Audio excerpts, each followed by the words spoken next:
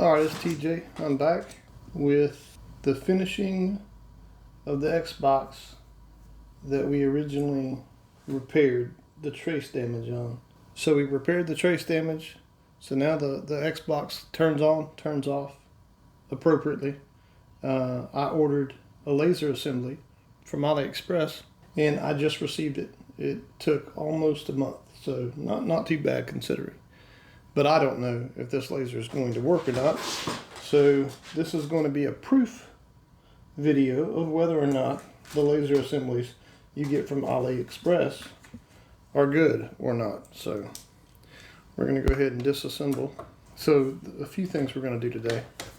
We are going to install our new DVD laser. We're going to install some new drive belts. And then we are going to remove the capacitor, the clock capacitor. I did not order one. I forgot. But if I may have a clock or a capacitor of that value that I can use. If not, I'm just going to leave it. Just going to leave it out because, I mean, come on, really? It's an Xbox. Thing weighs 47 pounds. You know, who's gonna? It's not portable. So you just set it and forget it and leave it plugged in. Then you're good. Anyhow. As usual, going off on my tangents here. Alright, so how does this bad boy come out of here? I'm just going to tug gently. And that came loose pretty easy.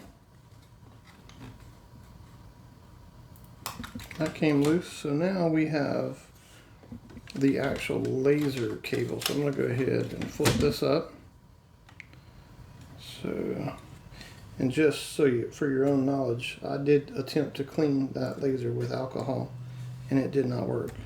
So that pushes down rather than, that's weird. Most of them, you know, you pull up on to free, but on this one you push that clip down. Hopefully when I edit this I can zoom in. All right, so we have our card, and I'm not certain like a PS3. This is hard coded to the actual device. I'm not sure if it's the same for these or not, but all right, so next up, how do we get the laser assembly out? I wonder if I could just remove this screw right here, would it pop free? Let's try it. I'm gonna have to get a smaller bit. See, normal people would keep their toolkit organized in the way it came to them. But see, since I'm not normal, I have Phillips and flathead spots, and you know, I'm a pro. I'm gonna tell you right now, pro repairman. All right, no, that did not help. Okay, well, probably gonna need that anyway. So let's set you right here. All right, so let's take this out and see if we can set you there. We're going to set you there.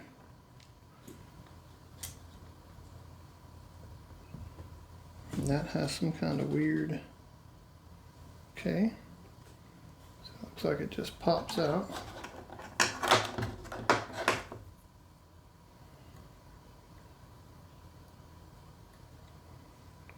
Like that. Let's see if I can get a little bit closer with the camera. So now I should be able to just pop these up, right? And slide this bad boy right on out of there. Okay, so note, I did not have to remove that other one, I don't think. Oh, okay. So the laser assembly is out. The laser assembly is out. All right, this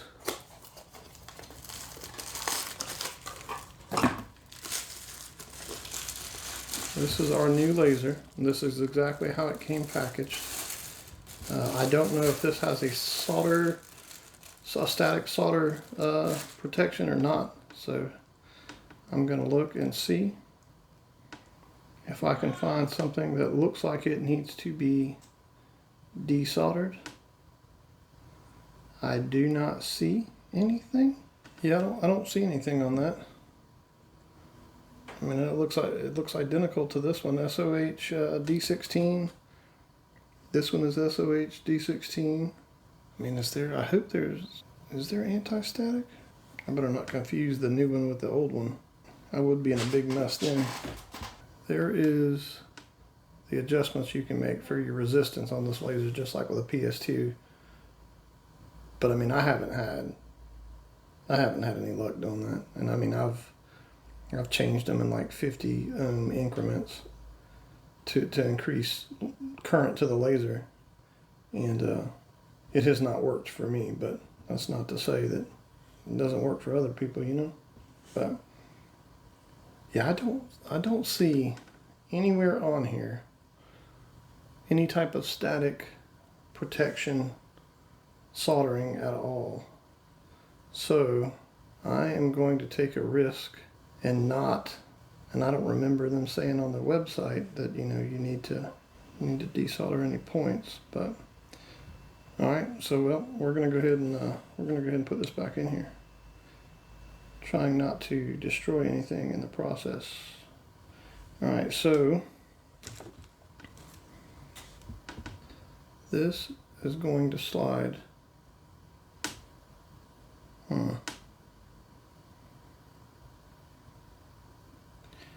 Pretty sure this was the, yeah.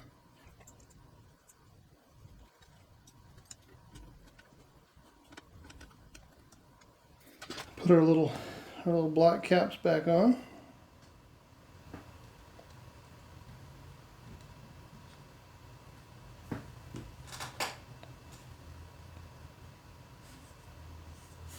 And I bet these are so that you can adjust the tilt in the back. I mean, I guess that's on there. I'm not sure. The other one felt like it locked in. This one, well, we will attach some screws and see what happens. Actually, you know what I need to do? I need to flip this over, and I need to. They're not clips in there to. Need to figure out how to open this. Things that make you go, You know what I need to do before I forget? Is I need to put this back on here. Very nice. Very nice indeed. All right. We need to figure out how to get these, to get this disc tray to pop free. All right, so there is a white, that piece of white plastic that's right in here. If you press down on it, it'll start having your whole disk drive go down, and then it'll start sliding out your disk tray. And so you can just at this point you can, yeah, there's a tab right in here. You push that tab down. You guys can't see that. All right, so there's a tab right in there. If you push that tab down, that releases this and gives you access to the belt. So we'll go ahead and remove our belt, which I believe is the problem. And if you notice this belt, you see how it's deformed. It should be round, and it's deformed. Now again, folks throw these in boiling water, and then they put them in ice water to help shrink, but it doesn't last. It doesn't last. You may as well just spend the $2.98 for 2 of these and order it off of eBay. So let me go find those belts. I ordered 2 of these belts right here. I'll hold them up so that you can see them, and notice how they're nice and round. Again, I don't know how the quality of these belts, but I mean, hopefully they'll work for our purpose. So we're going to just go ahead and install that right there, and that's it. That will fix hopefully that will fix the CD drive not wanting to open. We'll go ahead and insert our CD tray or DVD tray like so, and now we should be able to reassemble. Alexa, at ease. Alexa, turn off. Alexa, turn off. Now all we have to do is reassemble this device. First step is to put this here. I'm going to go ahead and flip it over so that I can connect my ribbon cable without struggling to do so. So remember this gets flipped down, and then we can insert our ribbon cable like so. Just slides right in there. And then if we flip this up, and our ribbon cable is firmly seated in there. If I pull it, I can see the laser moving, so we know it's good to go. So let's flip this back over, and then we can connect the other cables. And obviously these are pretty self-explanatory. So we're going to go ahead and slide those back in there. Just gently apply pressure until they're seated. Same for that one. And they are reinstalled. And we put our two clips here and here, and this bad boy is ready to go. So now all I have to do is figure out how to put the metal pieces back on. So is it like this? Well, that seems right. That seems right, so we'll go with that. Flip it over.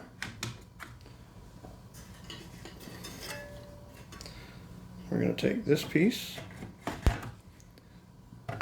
put it back, flip it back over, and now we can put our screws back in. There's one, there's two, there's three, and the last screw is in. So at this point, I'm hoping that our DVD drive is fixed. So now we can move on to the motherboard. So we'll move this out of the way. Some things I want to do to the motherboard is I want to remove this clock capacitor located here, and I need to replace the thermal paste on my GPU and my CPU. So in order to get these off, we just simply push down, and it's easier for me to see when I'm doing this. Basically what I do is I'm going to push down on this tab, then I'm going to take my tweezers and I'm going to go in behind that, and I'm going to pry it out. And you got to be very, very careful with this old plastic. And it came right off. So we'll set that aside. This one you flip up, and then on this side there's a tab, and we're going to do the same thing, noting that we're not going to destroy the capacitors that are there. Again, being very, very careful. Just like that. That's all you have to do. You just have to be very, very careful and do not apply too much pressure, or else you'll snap this right off, and then you're going to be in a pickle. Then you'll have to use bungee cords to strap that joker down. Okay, so the next thing is we need to get our heat sinks off, and oftentimes they don't want to come off because they've been on there for 59 years. So if I twist it, oh, see, this one comes right off, just like so. That one came right off, and then we can clean that up here in a bit. This one, on the other hand, if I do some twisting on it, it doesn't even budge. So how do you fix that problem? You might ask yourself. Well, I'm going to show you.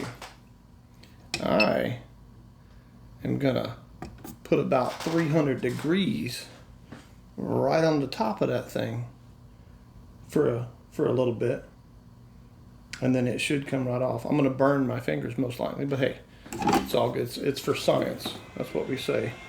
So let's put some heat on that. Not too much, obviously. Let's see if that's enough. Nope, that's not enough. Is that enough? That's enough. See how I can twist it now? See, it's too hot for my little paws. There we go. All right, so that's out. So we'll set that down. We'll set that down right here. So we need to clean that as well. So we're gonna have to take some alcohol, some Q-tips, clean off our chips, clean off our heat sinks, and then we'll apply some MX4 thermal paste on there. All right, so of course I left my alcohol in a different location because I'm amazing. You know what I'm saying? Got to walk 400 times. See, you would think you'd be like, well, TJ, you know that you're going to be working on some stuff, so perhaps you should gather everything that you are going to need. And then, see, it's just right there. But no, it's not how I do it, man. It's not how I do it. All right. See, I believe in working harder, not smarter. Some might say that's the Marine Corps way, but that would not be true because Marines are motivators, and we do a lot with a little bit. We were in Iraq. The insurgents in Iraq, they knew, you might take some pop shots at an army convoy, and you might get away with that. But you take some pop shots at a Marine Corps convoy, the brakes will be applied, and the beatdown will commence. So they typically hit us with IEDs. Don't get me wrong, they hit the Army fellas with the IEDs as well, but I felt bad for those people over there because, they're just like us, They get up, go to work, they got families, little kids. There's this one little kid outside of Baghdad. He was a little Iraqi kid, and this was a chubby little rascal. And so the Motor T dudes, they would always throw candy out to this kid, or all of the little kids. They'd line up at the front of the base, and they would give them candy because they're poor, so they don't have a lot of candy like that. But man, this one little kid, boy, he'd be beating the devil out of all the rest of the kids trying to get that candy. You know what I'm saying? That little chubby rascal, he wanted his candy. All right, let's see if we can clean these things right here. I don't think I need to get all of that black stuff off of there. And I'm not sure what that is, but I just want to make sure that the new thermal compound makes proper connection. Not that I'm an expert at putting on thermal compound, but I've never burned up my computer by applying thermal compound, so I feel qualified to. Oh my goodness, man, this is some goopy stuff right here, boy. Oh, look at that. That looks yummy. Man, I might have to break out the Dremel tool on this, boy. Yeah, we might have to cut this and come back to when this thing is clean. Or I'll just tap out, stop cleaning, and just put the thermal paste on it and be like, yeah, well, I cleaned it, fellas. So, it's good to go now. Bro, we gonna have to get a rag or something. We gonna get one of these. I got to change my oil rags, you know what I'm saying? Goodness gracious, come on, Bubba. You can get off of there. All right, that's pretty clean. I gotta change my oil rags. And they hook it right up. Man, look at that. All right, we're in business. All right, so we are gonna break out some MX4 thermal paste. And oh my goodness. And we're gonna put a little bit here. And we're gonna put a little bit more here. And hopefully that's enough. I'm sure it is. And then we are gonna go ahead and put this bad boy back on here like so. And this bad boy is gonna go back on here like so. So give it a little smush down. And then we can reclamp these bad boys. First clamp, remember, it goes this way because the little hook thing here, actually no, yeah, this little tab was facing those capacitors and I was worried about breaking them, so we're going to put this back on here like so. Actually, no, we're not. And I'm going to do the same thing. I'm just going to give it a little pry and a little push down. See, boom, look at that, snaps right in there. And then fold it over. One side's done. And on this side, if you remember, it went like this. So we're going to go ahead and slide that on in there, hook it right there. And we're going to do the exact same thing. We're going to give it a little pry. I'm going to pry like that. Not too hard. We don't want to break it. Got to be gentle. Come on, man. Come on now. You about to get broke now. Come on. And he snapped in there. All right. Thermal paste is changed. So the next thing is I want to attempt to see if I have the value of clock capacitor that I need. So I'm going to remove this capacitor located here, right there, and see. I looked at these other capacitors and they're not swollen on top. They don't look bad. It's just this one I know has been leaking, so obviously because it's what damaged the trace. So we're going to go ahead and replace it. and it doesn't hold your information when you put it in there. So let's go ahead and wait for our soldering iron to heat up. So I want to say that's the capacitor right there. So we're going to go ahead and take, oh good, I didn't get my solder out because I'm amazing again. Look at that. Got the flux out, but didn't get the solder out. I got peanut butter, but no jelly. Y'all remember Friday, right? All right, so let's put some solder here. All right, so we'll flip this over and hopefully that's the correct one. If not, we just gave a little solder to a component that could probably have used it. Where's my hand at? This camera's all jacked up. Wiggling it back and forth till it eventually comes out. Since I don't have a fancy solder sucker, I might have to do some chores around this joker to get my wife to get me one of them, you know what I'm saying? Come on, bud, there you go. Let's, oh yeah. So let's inspect the bottom of that capacitor. Look at that thing. That thing is crusty, boy. That's the electrolytic fluid leaking out. And that's what damaged our board right here where we repaired last time. So I'm gonna attempt to figure out what value this is, and then see if I got this value of capacitor. I think these are like a fancy, kind of fancy cap. You know what I'm gonna do? I'm gonna look that up.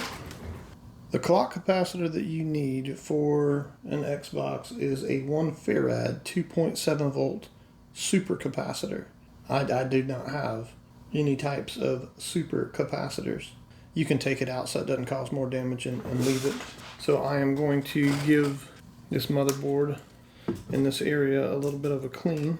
I'll clean the whole thing later once that area looked suspect. Let's turn it around to where we took out the capacitor here. And that area was definitely suspect. We'll clean off any type of corrosion. And you can see the components around. I don't know if I can get close enough, but you can see all of the corrosion in this area here, on the back side of the board here. It's pretty bad. So we'll go ahead and clean all of that so we don't cause more damage. Being careful with these capacitors. Yeah, so again, the rest of these capacitors look good. I'm gonna have to get in there with a Q-tip around this one. Yeah, I think I got all that corrosion off of there. So we will go ahead, reassemble this thing far enough to test and see if number one, the DVD laser works. Because that's the whole reason why I wanted to try to see if an AliExpress DVD laser would work. So, all right, first test, does it still cut on? It does indeed still cut on. Second test, does the DVD drive open properly? And it does. So the next test is going to be, I'm going to hook it up to the big TV, and we're going to go ahead and see if that DVD will actually play discs. So.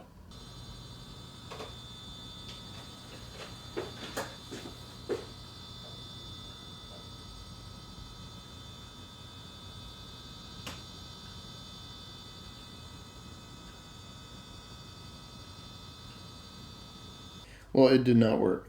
So one of two things happened. One, the problem is not the laser. The problem may lie within this daughter board here. Or there is a static solder connection that I need to find. And the only thing that I see on this whole thing are these two dots right here. So I am going to hit them with with the soldering iron and actually see if anything happens. I'm not hopeful though about this.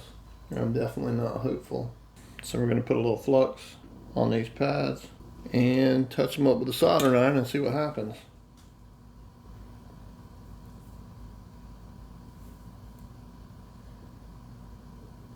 You know, I actually think that might have actually been true. Let me get some alcohol. Clean that off real quick.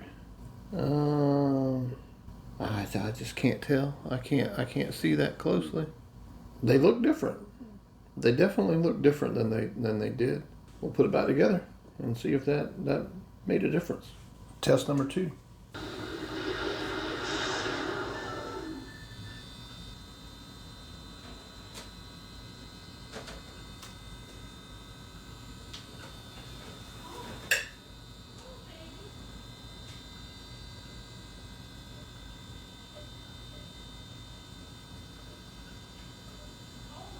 So as you saw, it's still not working. So I pulled it back out, and what I did was I took and put it back in the Xbox just like this right here. And then I utilized one of the magnet deals from a PS2, right? That I had laying around. And so I inserted the disc, and you can see when you close the tray, you can see your laser flash red. So I know that the laser is getting power and it's moving back and forth like it's attempting to focus. But the motor never spins, so I threw that on there and the disc didn't spin. So at this point, maybe the motor's bad. So I don't know. I'm just guessing at this point. So I'm going to try to take the motor out and see if I can figure out where voltage comes into the motor, and then maybe try to inject. How do you get that out of there? So I know this is good because the laser moves back and forth, so I know that's getting voltage. I just need to figure out how much voltage this is supposed to have, and where I can, if I can inject voltage, a small amount of voltage, and see if this thing spins, then I can figure it out. So that's where I'm at right now. Let me dig around and I'll be back. I went ahead and took this motor out right here because it was not spinning. I resoldered the ribbon cable just to see if there were any cold solder joints, and I put the original laser back in. And so when I apply power now and I go ahead and eject the CD, I'm going to put a disc in, and you're going to see, hopefully it starts spinning. And so as you can see, the disc starts spinning. So I'm going to go ahead and hook it back up to the TV, give it a test, and see if that was the problem. I'm not sure, but I'm hoping that it's going to go ahead and play the disc now, but we'll see.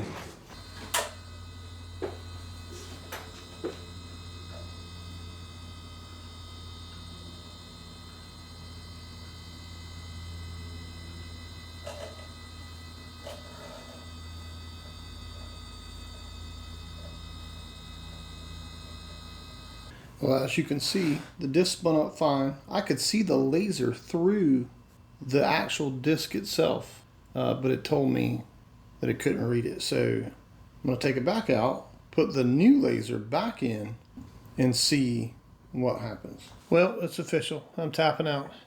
I cannot get this thing to read discs. The AliExpress disc, or the AliExpress laser, seems to be worse off than the laser that this thing came with. At least it'll try to spin the disc. The AliExpress laser doesn't do anything. So, I'm not going to spend $70 on a brand new DVD drive for an Xbox. It's not going to happen. But I tried. I tried to save it. So, thanks for watching.